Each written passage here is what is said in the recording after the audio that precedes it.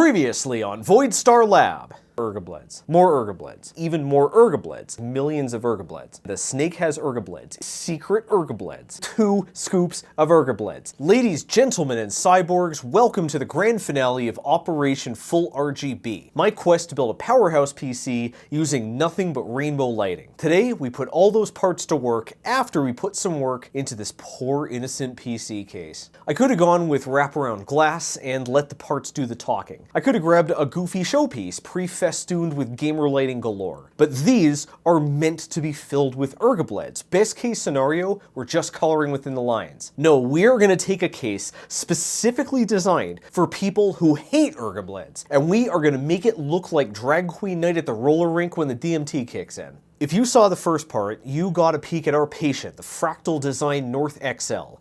It's a large but very tasteful tower with a handsome natural wood faceplate. The whole thing is clearly designed for serious people who are above this childish color. You can even get this case without a window. In Brooke's words, the North XL looks way too nice to be something I own. Let's do something about that. First, we're gonna take that iconic wooden faceplate, you know, the reason you buy the case, and we're gonna fucking pile drive it into the trash. I had hoped to slip some RGBILL tape under the slats, but the rods are solid walnut and they are thoroughly glued to a sturdy frame. Why would you ever assume something's high quality? I had to start over from scratch, but don't worry, wood's biodegradable.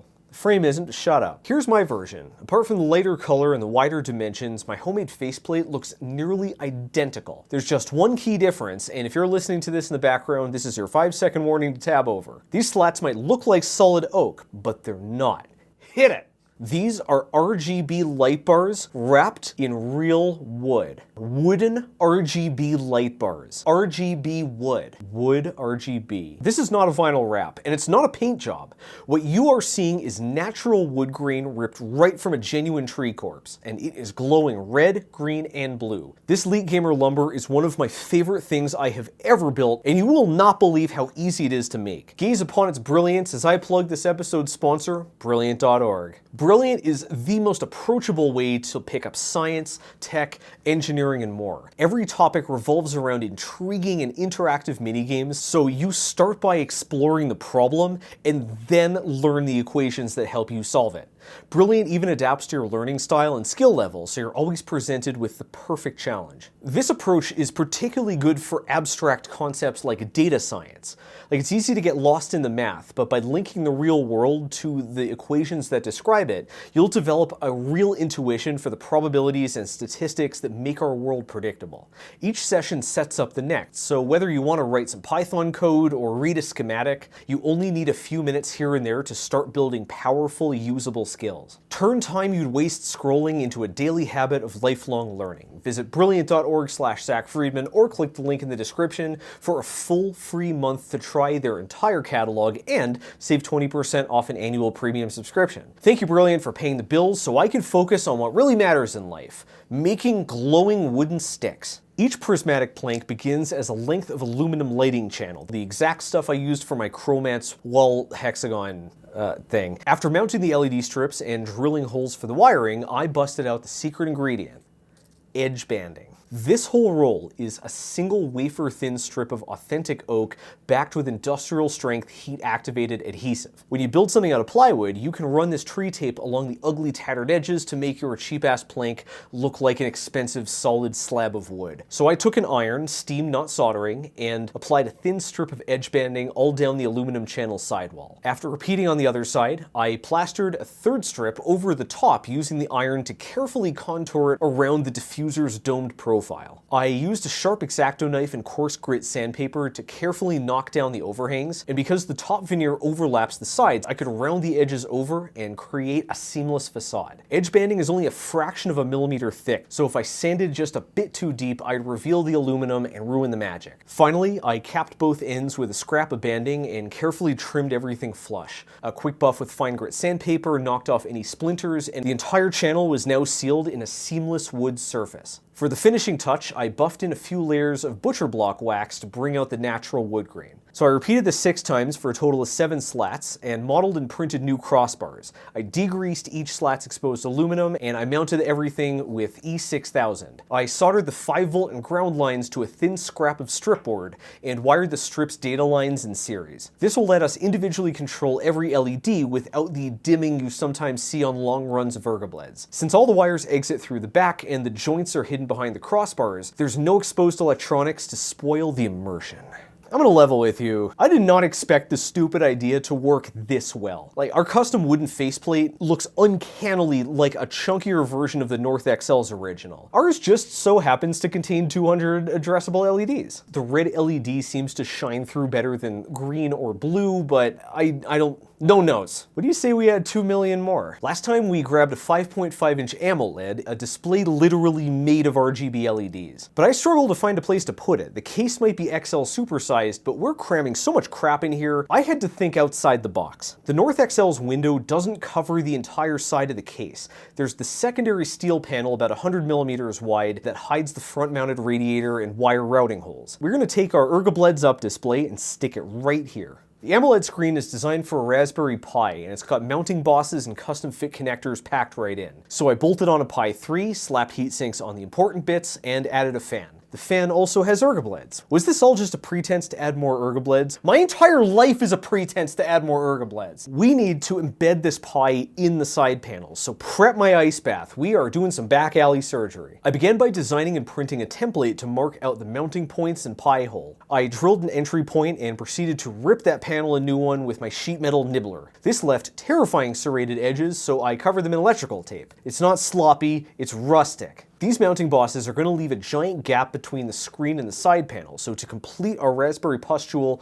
we need a bezel. I found a mounting bracket by an anonymous Voron user and carved in a track for my beloved extra slim 3mm LEDs. I printed this out in Cookie CAD Funfetti, a clear PETG sprinkled with multicolor glitter. Et voila! Our RGBLED screen has an RGBLED bezel flecked with red, green, and blue glitter. The easiest way to make a Pi-based PC dashboard is Mobro. They provide a ready-to-burn SD card image that renders sensors and system data supplied by a PC app. I had fun laying out an overcomplicated HUD, though I forgot to label anything, so I have no idea what any of this means. I've already got the Funfetti filament locked and loaded, so why not go mad with power? I pulled the feet off the case and designed my own. I gave each foot a channel for more 3mm LED tape, and I extended the feet about 15 millimeters so you can see them better. Yeah, so I made the feet of the computer glow with rainbows. I'll admit I may have scraped the bottom of the barrel and bit. Our next mod is my absolute favorite. Easily the dumbest bullshit in this entire stupid project. We're gonna hack the power button. The North has a gorgeous golden metal button and it's classy as heck, but it's missing the Iron Chef's secret ingredient. I ripped it out so fast I forgot to get footage of it. The pressable part pokes a tactile switch on the front panel PCB, so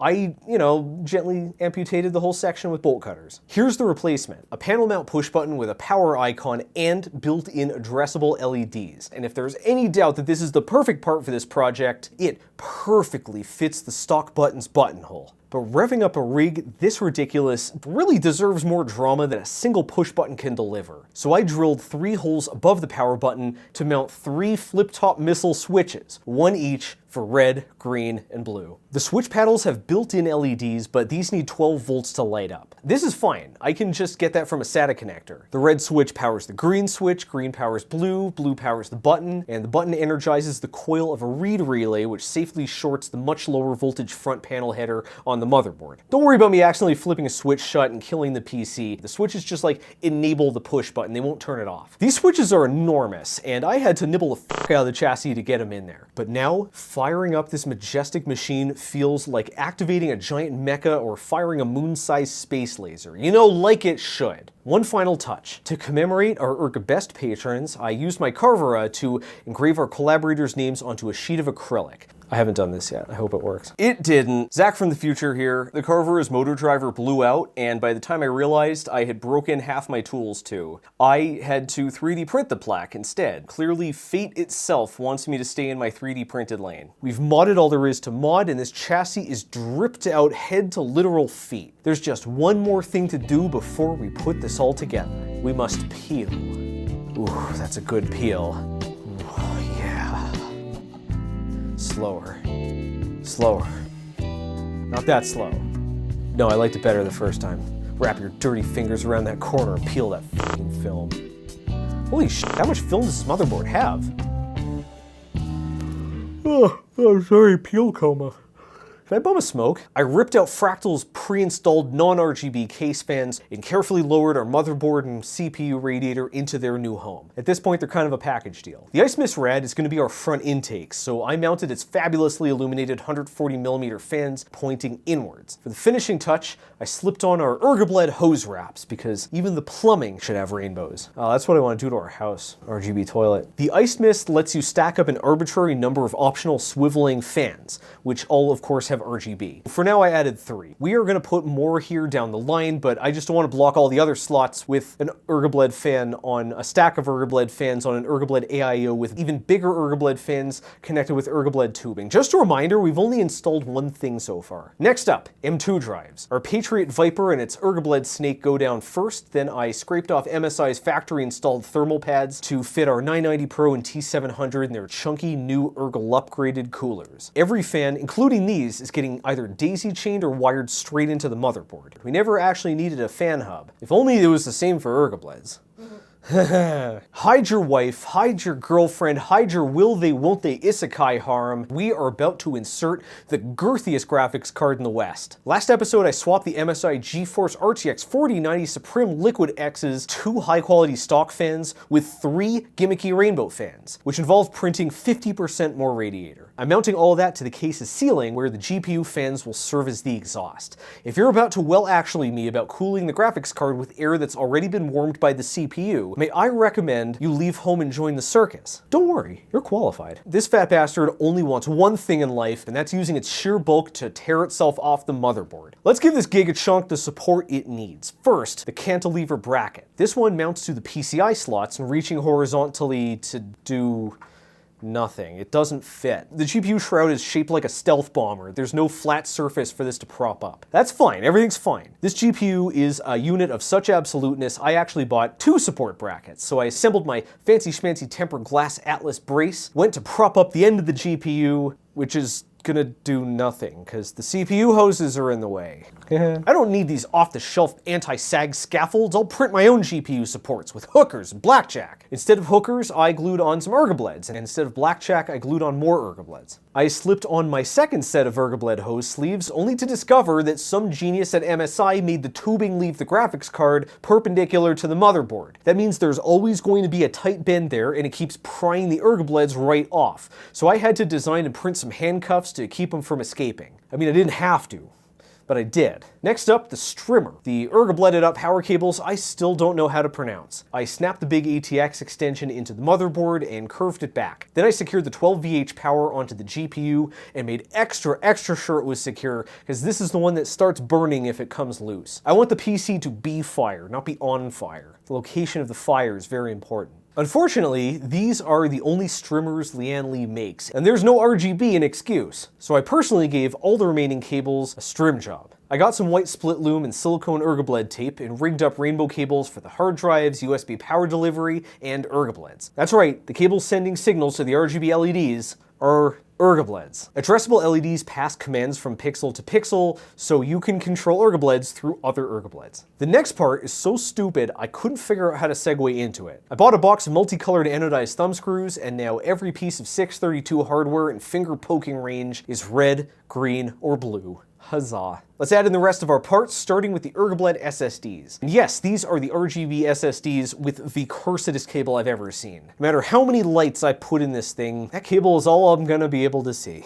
I just bolted the SSDs to the PSU shroud's ventilation holes. There are 2.5-inch bays in back, but then you wouldn't be able to see them, and that, takes all the fun out of it. And we can't forget our custom-built RGB hard disk, quite possibly the second in existence. I mounted the RGB hard disk to the 2.5-inch to PCI adapter we printed last episode. This is going front and center, as far away from electromagnetic fields as I can get it. This turned out to be a moot point because plugging in the hard disk instantly hangs the whole OS. Just removing its lid seems to have immediately destroyed it. I even built a second one, in case I had screwed something up, but I had the same problem. So yeah, I guess that's why no one mods their hard drives.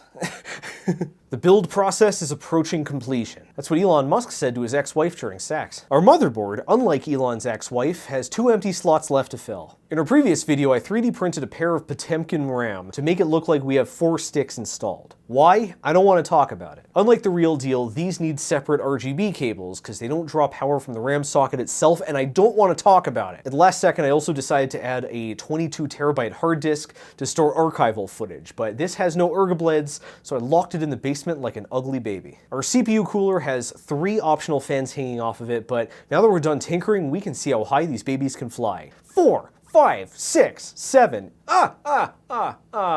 In a cruel twist of fate, whenever I stacked up more than 3 fans, sooner or later they just fell off. Bear in mind, in 1998, The Undertaker threw mankind off Hell in a Cell and plummeted 16 feet through an announcer's table. Imagine if mankind were 4 fans and the table were a $2,000 graphics card full of coolant. Can't risk it, so we gotta stick with 3. The case is bulging at the seams, but I've been sandbagging one final RGBILL accessory. We need an ARGB hub, and I found one with RGBILLs on it. Our RGB hub has RGB on it. The cycle is complete. With every part in place, I went to route the wires, and holy fucking shit, sweet baby Ray nipples. Fuck, what have I unleashed upon this poor earth? I forgot, RGB parts have an extra cable to control the lighting. A few of these even need separate dedicated control boxes. When I stuffed this case with RGBILL mods, crammed it with RGBILL parts, and ran RGBILL tape everywhere else, I had more than tripled the cable count. The cable compartment was a wiry abyss so primordially terrifying, so existentially chaotic.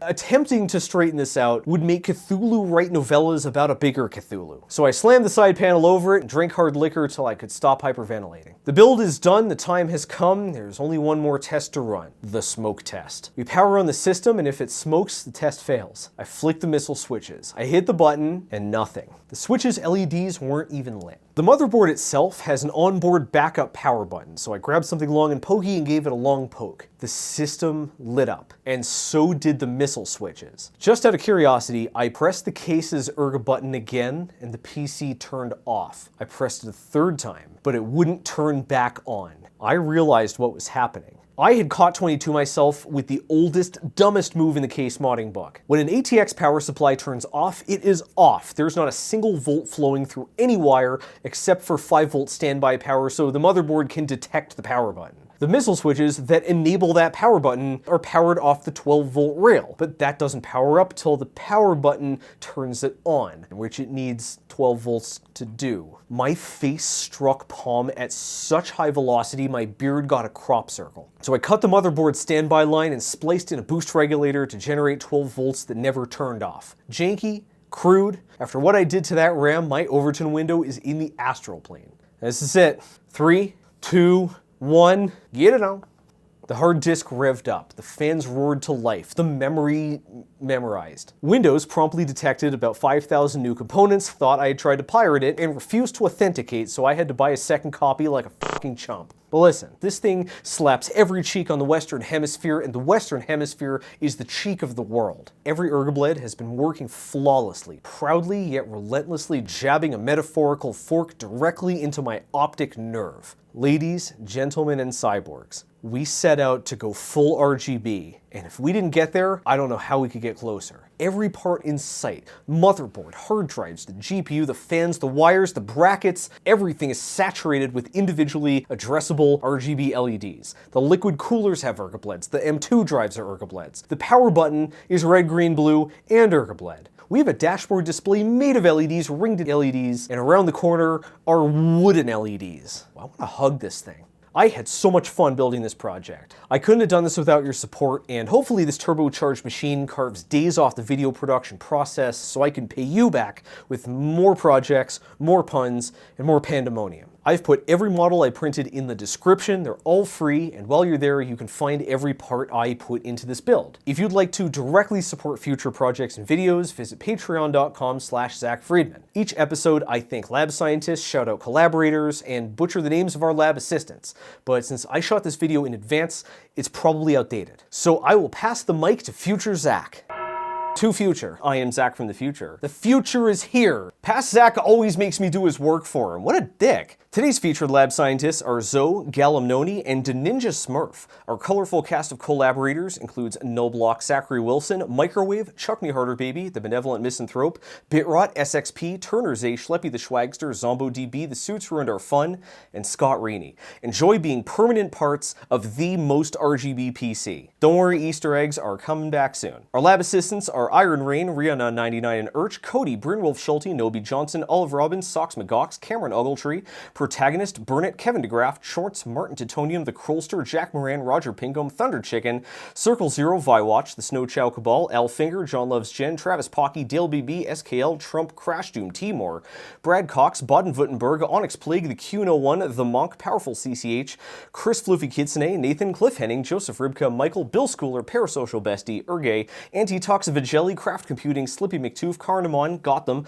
Amanishi, Jiggle Puffs, Danny Devoid, Paul Gibbs, Quantumly Tingle, Dennis Kempen, Styx, Gunner, Probably Not Raccoons, Talon, Stormy Design, Dr. Mrs. the Mirrorman, Robert Breeze, Zach, Zass Harvey, Earth is 3D Printed, Granville Schmidt, Cameron McPherson, The Haunted Water Heater, Nat Queen of Lemons, Mermaid Narwhals, and Foreign Agent Maxwell, King Shaming Walrus, Boulder Creek Yard, James, Acalia, Callsign Carrot, Burn Duck 3, Michael Creamer Jr., Kathy and Brent Irvine, Sunbird Cat, Aaron Steers, Acorn 6A6F, Shane Frederick, Scroto Saggins, Kevin Sumner, Lost Dryer Socks, Partial Eclipse, Kermit the OG Frog, Moving Plate Belt Printer, Chartelos, Comrade Spamule, My Dog is a Bear, No Disassemble, Nova Wren, Jason Not a Lawyer, Blammo, Clayton Easley, The Orbital Mechanic, Haley Kerman, Steve's Dad, Point Device, A Right to Repair, Renaud Bataille, Rusty Flute, Incognito, Spire, Eddie, Land Jesus, Amirahum, DBD, Zap, Travis Hippa, Mitch 3D, Tierra Fullheart, Nuclear 314, Robo Key Mao, Good Suck, Michael Runhart, Period Clots, Tactical Possum, Robert the Bob, Buck Turgidson, Doom Crew Inc., Cybertrash, Heybrook, VK2KTJ, Evan Kenny, Lydia K, Mike Kelly, Moonkin, Elite Giant, Des Baldonado, Just You and Garbage, Trans Rights, The Cuttlefish, Bob Dobbington, Max Lux, Sorceress MLE, Quality Doggo, and Big Bird Tommy, What Goes Bump in the Night. Thanks for watching, and I'll see you in the future, which is right now, because I'm Zach from the future. Bye-bye!